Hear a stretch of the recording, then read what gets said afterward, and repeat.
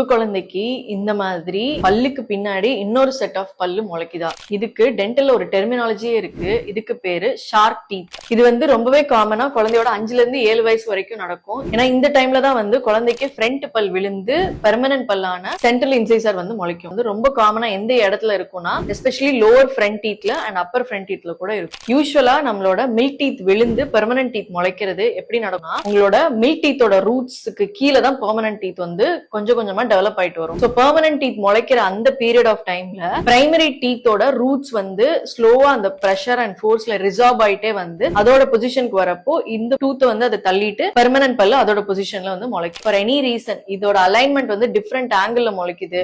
Milk teeth விழுகிற டைம்ல விழுகாம கொஞ்சம் டிலேடா விழுகுது. அந்த மாதிரியான சிச்சுவேஷன்ல குழந்தைக்கு பிரைமரி டீத்தும் இருக்கும், அது விழுகாம இன்னர் சைட்ல பெர்மனன்ட் டீத்மே முளைச்சிருக்கும். இது பாக்குறதுக்கு ஷார்க் டீத் மாதிரி இருக்கும். அதனால இதுக்கு பேரு நாங்க ஷார்க் டீத் அப்படின்னு சொல்லுவோம். சோ இதுக்கு என்ன ட்ரீட்மெண்ட் அப்படின்னு கேட்டீங்கன்னா வெயிட் அண்ட் வாட்ச். என்ன ட்ரீட்மெண்ட்மே தேவையில்லை. நீங்க பல்லு ஆடிக்கிட்டு இருக்கு அப்படின்னா அந்த பல்லு டெஃபினட்டா கொஞ்ச நாள்ல விழுந்துட்டு பெர்மனன்ட் டீத் அதோட பொசிஷன்ல வந்துரும். பல்லு ஆடல அப்படின்னா நம்ம sequence of X-rays and dentist visit பண்ணி அந்த பல்லு எவ்வளவு நாள்ல விழுகும் அப்படின்னு சொல்லிட்டு டூத்தோட பொசிஷனை நம்ம மானிட்டர் பண்ற மாதிரி இருக்கும். ஸ்பீச்ல ஏதாவது டிஃபிகல்ட்டி இருக்கு, ரொம்ப நாளா அந்த ஷார்க் டீத் இருந்துகிட்டே இருக்கு, பெர்சிஸ்டன்டா சுத்தி இருக்கிற கம்ஸ் இன்ஃபெக்ஷனா இருக்கு, வீங்கி இருக்கு, பெயின் இருக்கு அப்படின்னா நீங்க டெஃபினட்டா டென்டிஸ்ட் விசிட் பண்ணி ரிமூவ் பண்ணிக்கிறது தான் நல்லது.